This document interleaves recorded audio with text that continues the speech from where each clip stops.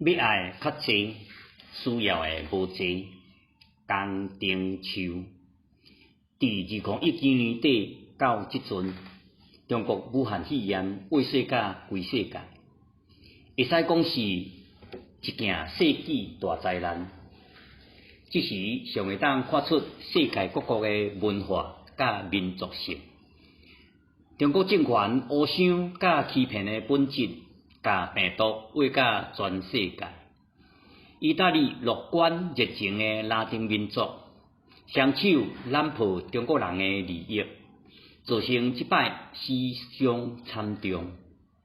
世界民族大融合的美国，变成是为着病毒人数上济的国家。颠倒是咱台湾，世界的孤儿，抱着歹命囝无披上的权利，自立自强。成做即摆武汉肺炎防疫上惹恼的国家。虽然台湾伫即摆的武汉肺炎内底算是因祸得福，毋过伫防疫期间，煞看出人生中上深沉的一面。这到底是好是歹，是善是恶？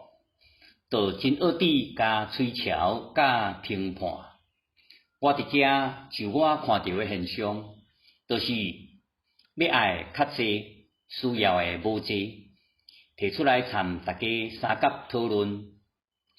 大先讲到排队抢卫生纸，讲起来实在含糊。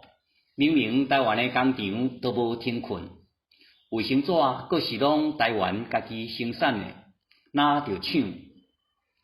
若阵要抢，应该抢食的物件才对，因为台湾的粮食，家己种植生产的占无50%。莫怪苏贞昌院长会用我敢若一个尻川来广告，呼吁大家莫阁抢卫生纸。我会感觉这是一种无安全感的心理，算是要爱较济。需要的无济，即种无正常的心态。过来换讲排队勒喙暗，明明厝呢都还有，就是爱甲人排队勒甲着，才会安心。这嘛是要爱的较济，需要的无济的心理。真侪人就是要尽一切的力量，用所有想会到的方法。来达到心愿。喙暗的配额是因家己的，排队的时间嘛是因家己的。外人实在真恶底论断因的是非好歹。讲到我家己，普通时阮囝拢会买一盒喙暗放伫厝里。即摆疫情开始。大家拢咧排队抢喙暗的时，我就对人响应，我会使，你先买。等到政府开始配给喙暗的时，我甲太太的身份证号码拢是徛好，就选择拜五去买。先查看倒一间药局也有喙暗，拢免排队。有一摆拜五袂记得买。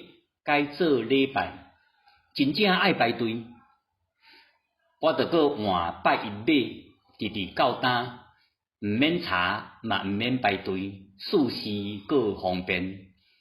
即种排队抢物件的现象，无牵连着道德问题，是虽然的选择甲价值观的无同尔尔，毋过对社会的安定有大大的影响。